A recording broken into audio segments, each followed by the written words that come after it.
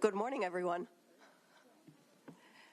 I'd welcome everyone to take their seats so that we can kick off today's proceedings.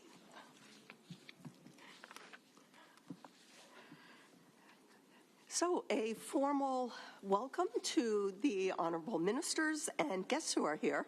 Thank you for joining us for this second day of the 29th APEC SME Ministerial meeting in beautiful Seattle.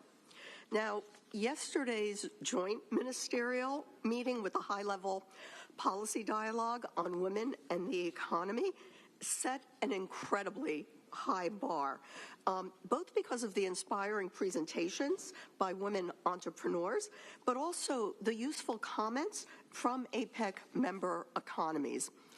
Yesterday, I was also pleased to see that many of you were able to attend a APEC Digital Month signature event, the MSME Technology and Innovation Showcase.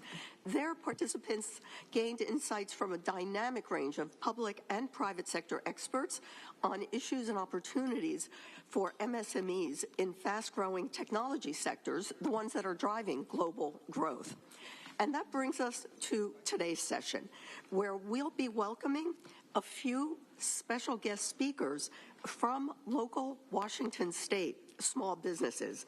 They'll illustrate the practical impact of the policy discussions that we'll be having around this table. Warm thanks to each and every business owner for joining us. There is absolutely nothing more precious to a small business owner than time. So we are grateful that these business owners have graciously agreed to participate. So we've organized today's session around the United States' three-pronged policy priorities for its APEC host year. We must maintain interconnectedness between government and small businesses so that we in government can adapt the ways that we serve small businesses as the world evolves and also as priorities change. We must work together to create the enabling environment that fosters innovation and boundary breaking by businesses of all sizes. And finally, bringing small businesses to the table strengthens our efforts to create an inclusive future for all. Together, we can forge pathways to growth for MSMEs, including those that are owned or led by individuals with untapped economic potential, such as women, indigenous peoples, persons with disabilities, and those from remote and rural communities. And in the United States, we are also focused on our racial, ethnic, and religious minorities, as well as the LGBTQI+ community. Today's agenda is going to begin with remarks and presentations from the APEC Secretary. Always good to be with you, Dr. Rebecca. The U.S. Senior Official for APEC, Ambassador Murray. The APEC Business Advisory Council. I cannot thank the ABAC enough for the work that they put in to assure that we get meaningful private sector input. And also the chair of the SME Working Group. So here's how today's agenda is going to work. Each agenda item will begin with remarks from a small business guest, followed by a discussion period. Economies that have previously indicated that they'd like to speak will be invited to do so first in alphabetical order by economy. And additional comments and questions are always welcome. As you saw yesterday, I am a pretty strict timekeeper, so I again would ask that each economy try to limit your remarks to 3 minutes so that we can hear from everyone. I'm very heartened by the number of economies that have already signed up. We're going to pause for lunch at midday, and I invite everyone here during lunch to join me for an announcement of the winner of the APEC App Challenge. For the past 6 years, the APEC Secretariat, the Asia Foundation, and Google have held a competition among developers to build an app to solve a problem related to the APEC host year priorities.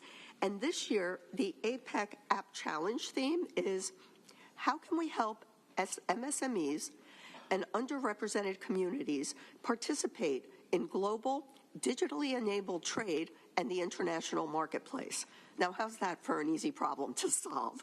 I'm looking forward to the event, and I'll hope you'll join me to celebrate all of the finalists and to learn about their innovative digital solutions. But as we're kicking off the event, it's obviously too early to be thinking about lunch, so we'll turn back to the matter at hand. And it's time to welcome the Executive Director of the APEC Secretariat. Over to you, Dr. Rebecca. Thank you so much. Thank you so much, Undersecretary Marisa Lago, Chair of this year's SME Ministerial Meeting. I also want to shout out to Aaron Saido, the SME Working Group Chair, my good friend Ambassador Matt Murray, and Monica Wally from ABAC. Thank you all very much for being here. And thank you for the opportunity to just share a few ideas with you. APEC has had a long history of supporting MSMEs in our region. Our work began in 1995 through the ad hoc policy level group on SMEs, which was then renamed Small and Medium Enterprises Working Group in the year 2000. We structured and coordinated our support through the framework for SME activities in 1997.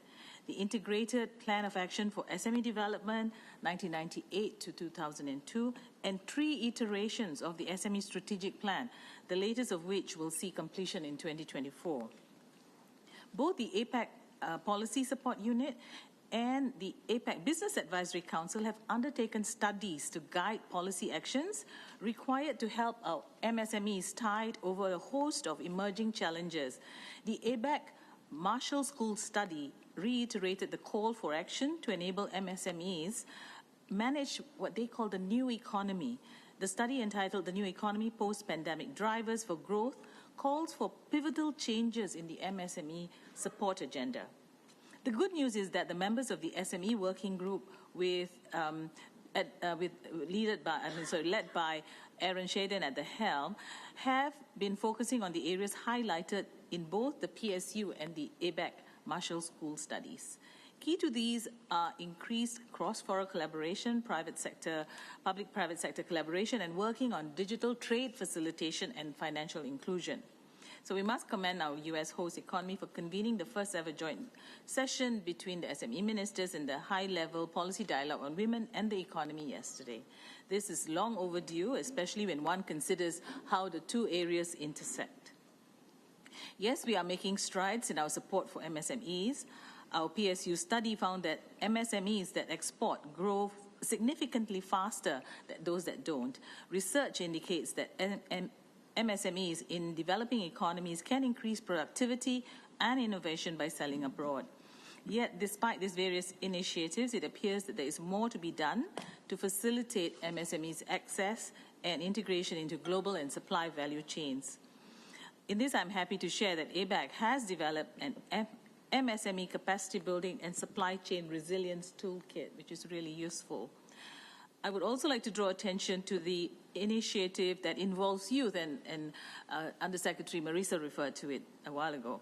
The APEC App Challenge is its 7th year now and is an opportunity for our youth to showcase how digital tools can support MSMEs as they look to expand and grow their business regionally and internationally. On last Saturday, the finalists from 5 economies presented their digital tools, which they hope would make it easier for MSMEs to export. These youth demonstrated what is possible when given the opportunity to use their talents. We will also have the opportunity to view these ideas this afternoon.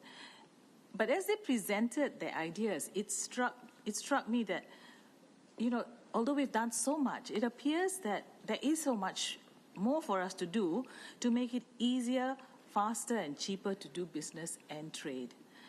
Granted, policy making is a process, and this body is doing much to move the needle, especially in the key areas of digital trade facilitation and financial inclusion. But what we found is that the lack of data, comparable data among us in the region, makes it a challenge to monitor the progress of MSMEs as they choose to internationalize or digitalize. So in this regard, the MSME Working Group is working with the Policy Support Unit to explore opportunities for data interoperability in APEC, including tapping the potential of big data and digital platforms. I also want to highlight another important aspect of the digital work that we're doing. It is so appropriate that our host this year has conceived of the Digital Pacific Agenda and the Digital Month to enable us to be immersed in the developments and important conversations here in Seattle as we flesh out our work on digital transformation and internationalization of SMEs. An important aspect of digitalization is managing cybersecurity. In this, again, I must congratulate APEC for developing a self-assessment cybersecurity toolkit to help MSMEs. So, Ministers, Excellencies, there's so much on our to-do list, but we can achieve this not only through effective partnerships and cooperation, but as one of the panelists mentioned yesterday, and she put it very simply, she said, what more do you need to do? You need to talk to us. And another added, listen to us. So it is important for us to continue this engagement with the SMEs themselves and the community and groups. So, but from our part, the Secretariat, please rest assured that we will be, working with you to support you in every way we can. So I congratulate you, Chair, for your leadership, and I thank you all very much.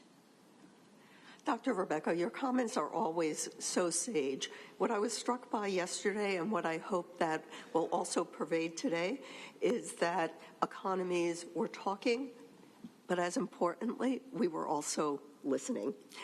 And at this point, we'll take a brief pause and ask any members of the press to leave the room.